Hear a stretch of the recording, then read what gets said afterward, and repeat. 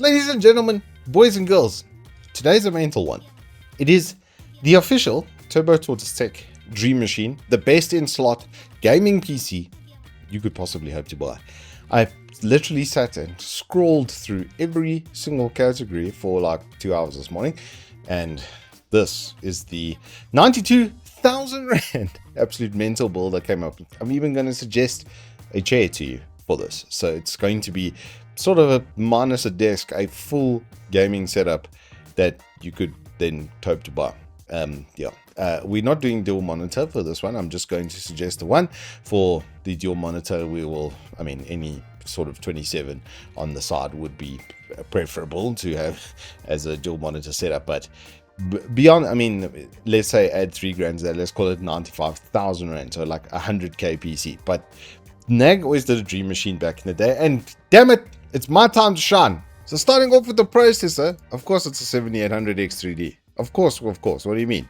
The price versus performance, it's still the best pretty much gaming CPU. Yes, multi-threading is a little bit slower in this being an 8-core, but you know that V-cache, the good V-cache is what's going to make up for it. And the very, very low TDP. This is, I think, a 120 watt TDP. And probably get to 130-ish with boost. So it's not going to be hard to keep cool either, which is going to be nice to have. For motherboard, we're going Tomahawk. It's just makes a lot of sense. Price versus performance considered, this thing is astronomically good. Even the top slot over here has PCI Express 5.0. Now, we have NVMe's and stuff for that yet, but Gen 4, and then another Gen 3 like at the bottom. It's kind of nasty. In its storage, it's got very, very good power phasing. It's something MSI has done a huge work with as of late, and it just looks clean and neat, and it's going to give us a very, very good, set of ports and a sound card and all of the things that we generally want to see with a good motherboard. Then for RAM, I've gone with a Clev Crass XR. I currently use the Crass XR non-RGB, and it's just old reliable. I love these heatsinks. They are super clean and neat. They are quite beefy. They look absolutely fantastic in the slot like that. We're going all 4 slots as well. So, we're going 64 gigs because even at the moment on 32, sometimes I do see like the upper limits of like 28 gig being touched while I'm busy streaming and running a game like Escape from Tarkov, for instance. Yeah, you're gonna kind of need that. So 64 gig is now just kind of out of safety. It's 6200 megahertz as well. We're not going 7000 plus because honestly on the higher end, especially with AMD, I've noticed stability is an issue. So we want to be fast but also stable. Then for GPU, we're going GT710, just because it's peak performance. Got him. No, we are going 7900 XTX, because on a price versus performance, this is the best premium GPU by a country mile. It's like a 5 grand discount, and the Sapphire one looks so pretty. Just look at it. It looks absolutely fantastic. I want that. I want to see that beautiful big light beam and that very clean shroud and that ultra thick boyness on the side of my guys. I want to see that. I want that I would want that in my PC. Look at it.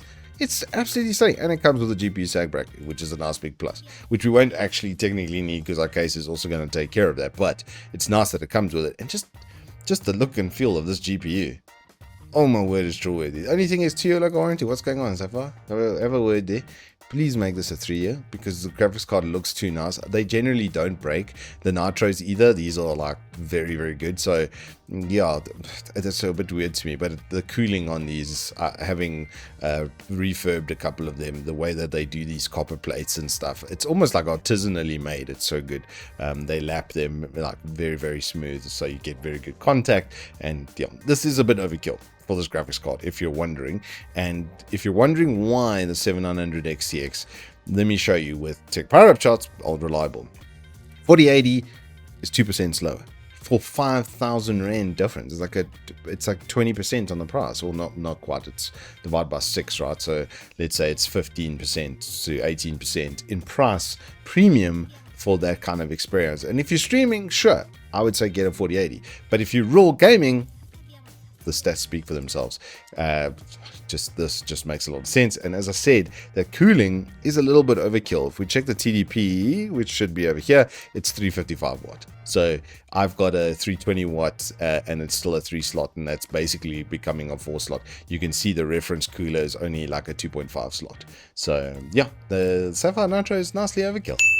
Then for CPU cooling, we're going EK Elite. These are still the best. Yes, the cabling and stuff is a little cumbersome. You're going to put it in once, and then you've got the best. And the Elites come with a full push-pull setup. So we will ultimately have perhaps even spare fans, depending on our case and layout. I think the case that I've selected, you probably wouldn't be able to use the full push-pull. So one of these can go onto the back panel, but you'll see the method in the madness when we get there.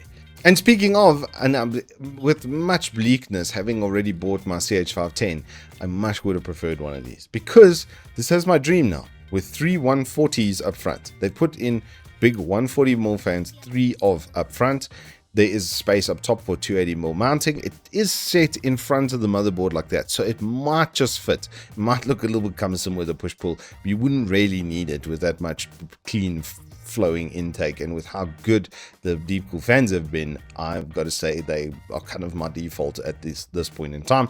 And the 120 at the back could be replaced with one of the ones from the EK kit and then mapped into its existing system. See where kind of the method in the madness was. Going with the Elite version is you get those 4 fans and then you can use them a bit more flexible, as it would say. And this might seem a little bit small, this case, but it has a 380mm GPU's maximum length with the pre-installed fans, and our GPU is only 330, so there's actually going to be 6 centimeters worth of space, so it's going to fit in pretty nicely. You've got full mesh everywhere. It can even suck in from the side like that. As you can see, this is extremely airflow orientated, and it's orientated for top flow. It's made for top flow mount cooling. You can see it fits up to 280 up top and the 360, so it's going to be able to fit pretty comfortably. And I'm surprised it doesn't say 420 up front, because yeah, it comes, as I was saying, these are 140s now pre-installed. Can you believe it? Just come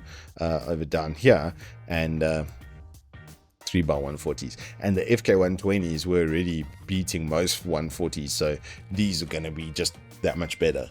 Then to power this beast, we're going V1200. I use the V1K, so price versus performance is just too good on these. 7-year warranty as well. Some of the other power supplies have 10-year, but then the price shifts up so much that it kind of actually becomes not value and not worth it. This is like the premium value power supply still.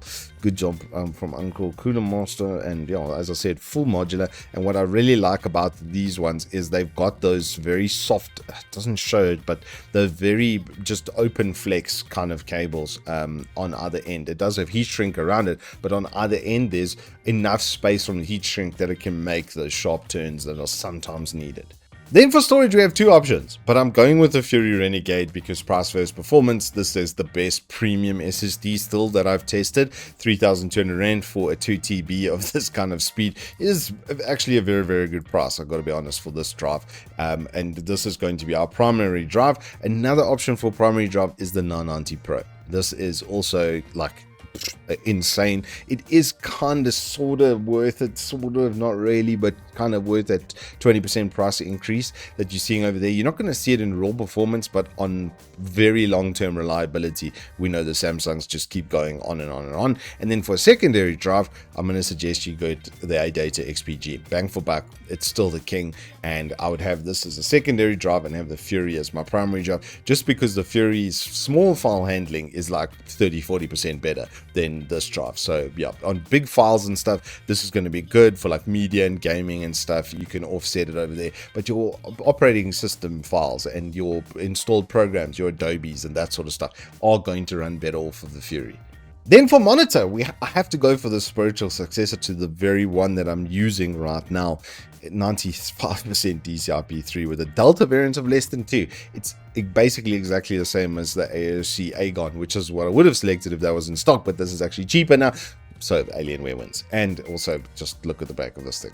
It's stunningly well built, typical Alienware. And I've got the 240 hertz 1080p of this. So this is 1440p, 180 hertz as well with NVIDIA G-Sync. It's just going to be IPS goodness. It's now got the display HDR 600, as I'm just noticing as well, which is really nice to have. But you know, off the surface, just the IPS quality from Alienware and Dell has just always been flipping amazing.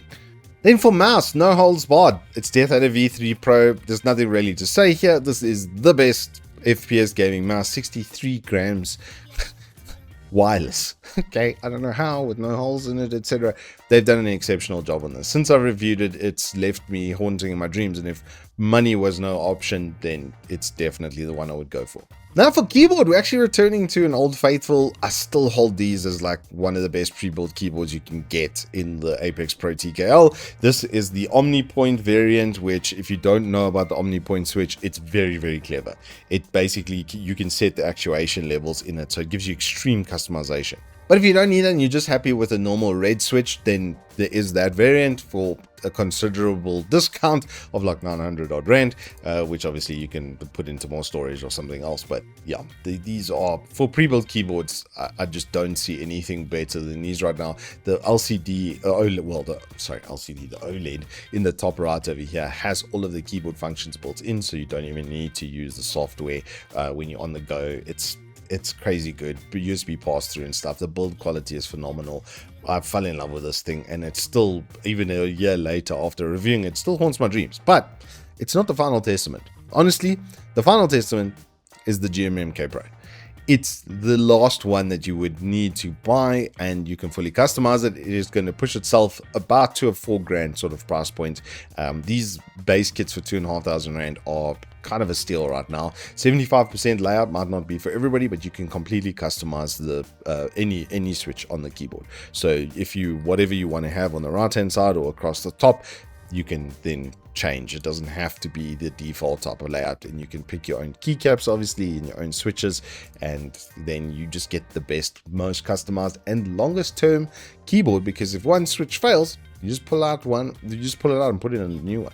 Now for headset, my actual favorite isn't in stock, but this is a close second. The HS65 wireless is pretty much my headset of the year, and the HS80s are also pretty damn good. The one thing that Corsair has that no other brand is touching them on right now is wireless range and battery life. They both, well, battery life I'd say they are comparable, but wireless range, there's nothing I've tested that comes even close to this. So if you're going to walk around and mission in between, you know, games and that sort of stuff, and you want to keep up with the peeps on the Discord, then you're going to be able to do that and just have a nice fat stroll. The mic isn't amazing, but the audio quality, sound positioning, wireless was just world class. There's just nothing really that I've tested that comes anywhere close to these. Now, what about a gaming throne? Well, I've just got to suggest this thing again. I have actually reviewed this exact chair in this exact format, and it's still, to this day, pretty much the most comfortable chair I've ever sat in, is this X1000. It is so comfy.